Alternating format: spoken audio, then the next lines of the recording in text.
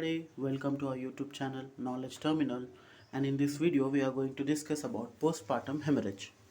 Those who are new here and directly watching this video, I would like to tell you that already one video has been released regarding postpartum hemorrhage. So I request you to go to our playlist and watch that video before watching this video. And in this video we are going to discuss about management of primary postpartum hemorrhage and secondary postpartum hemorrhage in detail. So let us now move on to the topic.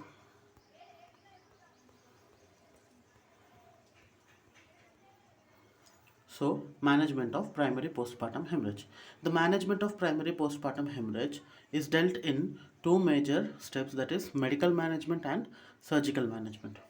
In medical management, the first and foremost thing what we do is we have to palpate the fundal area, and once we palpate the fundal area, we have to continuously start massaging the fundus as well as the uterus. When we start massaging the fundus and the uterus starts becoming hard, and it may induce contractions which may constrict the blood vessels and stop bleeding. The second thing, in order to control the bleeding, we have to administer injection methergine 0.2 mg intravenously, and also we have to administer injection oxytocin 10 to 20 international units in 500 ml of NS at a rate of 40 drops per minute. When we administer oxytocin, the uterus may develop or induce contractions which may stop vaginal bleeding. And if required, we have to also catheterize the patient to empty the bladder. Even after following all these tips, there are no contractions developed and still bleeding is present. In that case, we have to start exploring the uterus. Exploring the uterus in the sense we have to examine the uterus and vagina to see whether there are any injuries or trauma present. If there are any trauma or injuries, we have to suture the traumatized part to control the bleeding. Then if the hemoglobin levels of the patient are falling down, in that case we also have to do blood transfusion, and we have to continue the oxytocin drip until and unless the contractions have been developed and bleeding has stopped. Even after following all these steps, still uterine contractions have not been developed. Then to develop the contractions, we administer misoprostol 1000 micrograms per rectum, which is a rectal suppository. Then we also do uterine tamponade. Tamponade in the sense blocking something. So in uterine tamponade, we follow certain procedures or manuals in order to block the uterus and stop the bleeding. So the three main procedures which are done in uterine tamponade are bimanual compression, tight intrauterine packing, and balloon tamponade. So the first one which you are seeing is bimanual compression. In this bimanual compression, the obstetrician which is performing the procedure insert his hand inside the vagina. First he makes his hand into a cone shape and slightly starts inserting it into the uterus through the vagina. And once he inserts the hand inside the uterus, he starts clenching it into a fist, and simultaneously he also palpate the fundus and apply pressure on the fundal area. You see here in this area, this is in this fundal area, with another hand he is applying one pressure, and internally with other hand he is applying a pressure. So in this case the pressure will be exerted in this direction, and also the pressure will be exerted in this direction. So when there is equal and opposite pressure exerted on the uterus and the uterus is tightly compressed for 1 to 5 minutes, in that case the uterus may start developing contractions and the bleeding may stop. So this one is bimanual compression. So the second one is tight intrauterine packing. Tight intrauterine packing is a procedure where we completely pack the uterus with the help of a Vaseline gauze. The obstetrician or the person who is performing the procedure, with the help of a cusco speculum, he dilates the vaginal area and slowly starts inserting the Vaseline gauze inside the uterus through the vagina, and he insert the gauze piece until and unless the complete uterus is blocked, as you can see in this picture. In this way he starts inserting the Vaseline gauze inside the uterus through vagina. Then the next pic which you are watching is balloon tamponade. In balloon tamponade, actually a balloon catheter is inserted into the uterus. You see, before the insertion, this balloon, it is not inflated like this. It is flaccid. The obstetrician or the person who is performing the procedure, he keep that balloon catheter on the finger, see fingers, on the fingers, and slightly he insert that finger inside the vagina, and once the fingers are inserted inside the vagina, he starts inserting the catheter inside the vagina until and unless the catheter reaches the uterus. So once the catheter is reached up to the uterus, you see there is a normal saline connected to the balloon catheter, and here is a clamp present. Once the balloon catheter is reached in its location, that is, it is inside the uterus, this clamp is opened, and the complete fluid or NS that is present inside this bag or bottle is starts flowing down, and it goes inside the uterus. So once this fluid enter into the uterus, this balloon is inflated and a hydrostatic pressure is created on the uterus in all the directions like this. So due to this hydrostatic pressure, there may be a chance of induction of contractions in the uterus and compression of all the blood vessels and stopping of or cessation of bleeding. This was about balloon tamponade. So these were the three main procedures which we use for uterine tamponade, that is tight intrauterine packing, bimanual compression, and balloon tamponade. So coming up to the surgical management, even after following all the medical management, if patient is still having bleeding, then the patient has to undergo surgical management. In surgical management, we ligate utero-ovarian artery, we ligate uterine artery, we ligate internal iliac artery. We also perform B-Lynch compression, that is multiple square sutures on the uterus. We also do angiographic arterial embolization, and if rarely it is required, we also undergo hysterectomy. So as you can see in this image, the first one, this one is arterial ligations. You see here it is one ligation and here it is another ligation. Ligation in the sense the surgeon ties the artery and blocks the passage of blood so that the bleeding can be stopped. So this is arterial ligation. So various arteries are ligated depending upon which type of artery is damaged. Then in second picture which you can see, this one it is arterial embolization. In arterial embolization, the artery which is bleeding is identified and a small incision is made into the artery, and see you can see this catheter, right? Catheter is inserted into the artery, and through the catheter small bead like structures are inserted inside the arteries. So this bead like structure, we call it as embolic agents.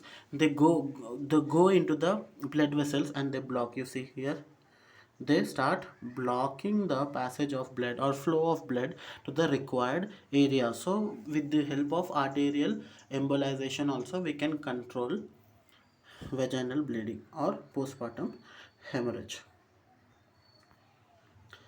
So this is B-Lynch compression. B-Lynch compression is a surgical procedure where certain sutures are created on the uterus. So when sutures are created or when the uterus is sutured, due to that the pressure created by the sutures on the uterus starts compressing, and there may be a chance for cessation of bleeding. So this is B-Lynch compression procedure, and this was about management of primary postpartum hemorrhage. And under primary postpartum hemorrhage, till now we have seen management of true postpartum hemorrhage. Now we will discuss about management of third stage of bleeding, that is third stage postpartum hemorrhage. So If the bleeding is due to placental site, then we have to palpate the fundus as usual, what we have done in the management of true postpartum hemorrhage. We have to palpate and massage the fundus and uterus in order to create contractions. Then secondary, what we can do is we can administer IV fluids to the patient in order to prevent the risk of patient landing or developing into hypovolemia, and also with that we can give oxytocin 20 units up to 60 drops per minute in order to induce contractions, and if needed we can perform blood transfusion, and to control the bleeding we give injection methogen 0.2 mg intravenously. And as there is continuous bleeding, and if the patient is not maintaining perineal hygiene, there may be a risk to develop infection. In order to prevent development of infections, prophylactically we give antibiotic treatment therapy or treatment.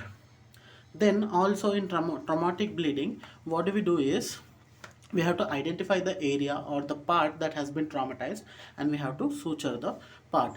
Before, how do we identify the traumatized part? With the help of exploration of the uterus. And this exploration of the uterus is done once the placenta is expelled outside of the vagina. Now we'll discuss about secondary postpartum hemorrhage.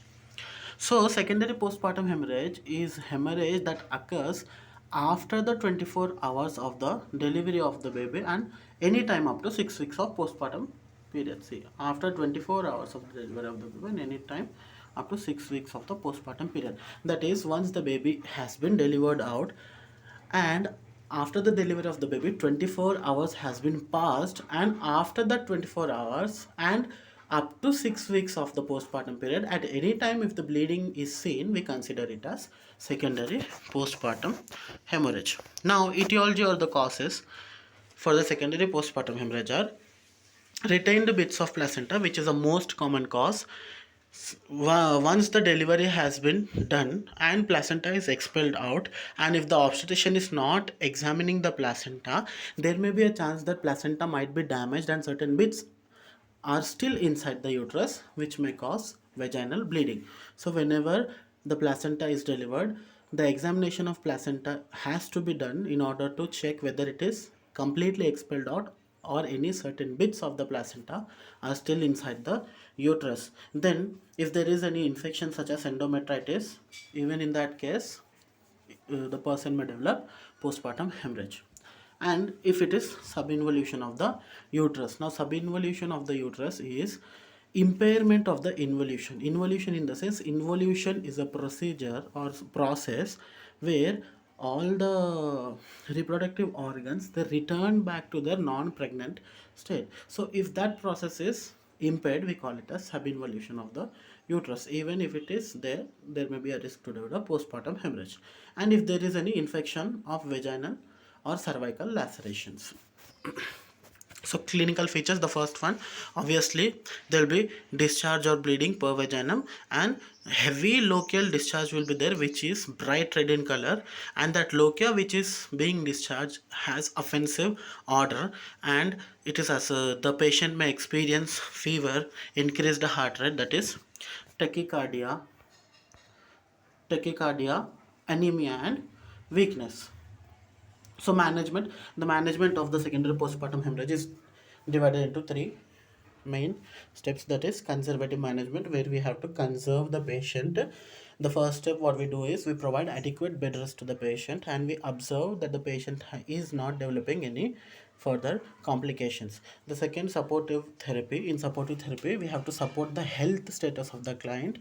That we can do by fluid therapy. We have to administer IV fluids as prescribed in order to prevent the patient from developing hypovolemia or shock, and same thing, we have to infuse the blood as required.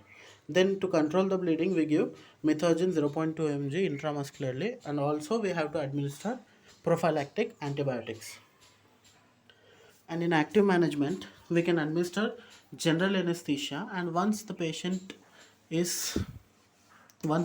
anesthesia has been administered to the patient, we have to do speculum examination in order to explore the uterus, and we have to see whether is there any injury inside the uterus or vaginal canal. If you identify any injured part, you have to manage the traumatized part with the help of suturing, and then you have to perform a gentle curettage in order to remove whatever the bits of products of conception which are present inside the uterus. Then for bleeding we give ergometry 0.5 mg, and we can also perform ligation of the arteries as we have seen in primary postpartum hemorrhage, and we can also do hysterectomy if it is required. The complications of postpartum hemorrhage, there may be obviously, as there is bleeding in postpartum hemorrhage, there may be a chance of excessive amount of blood loss, and due to which there may be reduced hemoglobin level and the person may develop anemia, and there may be a fluid electrolyte imbalance due to which the person will develop hypovolemia and silent shock, and the person may have a risk to develop infections, hypotension, and in severe cases the person may experience death too. So nursing management is discussed here. So in nursing management, first thing we do is nursing assessment. What do we have to assess? We have to assess the amount of blood loss. We have to also monitor the vital signs in order to say whether there are any fluctuations in the vital signs, whether the patient is developing hypertension or the fever spikes are increasing. For that we have to monitor vital signs. We have to monitor intake and output. Intake and output is monitored to check fluid electrolyte imbalance, dehydration, and hypovolemia, and we also have to monitor hemoglobin levels. Then nursing diagnoses are fluid volume deficit, which is related to excessive vaginal bleeding, ineffective tissue perfusion, that is related to impaired blood circulation in the body, and insomnia related to pain and hospitalization, risk for infection related to vaginal bleeding, or it depends on the person. If the person is not following hygienic measures, then due to poor personal hygiene also there may be a risk for infection, and obviously anxiety will be there related to health status, and the person may have knowledge deficit about treatment modalities. Then nursing intervention, what we can do is we can provide comfortable position to the patient, and we can administer IV fluids. We can perform blood transfusion if it is needed. We have to educate the patient regarding the treatment modalities and the perineal hygiene. We have to advise the patient to change the pads frequently in order to prevent infection, and we have to provide psychological support. So this was all about postpartum hemorrhage. I hope you have liked the video and you have understood the concept. Please like, share, and subscribe our channel. Thank you.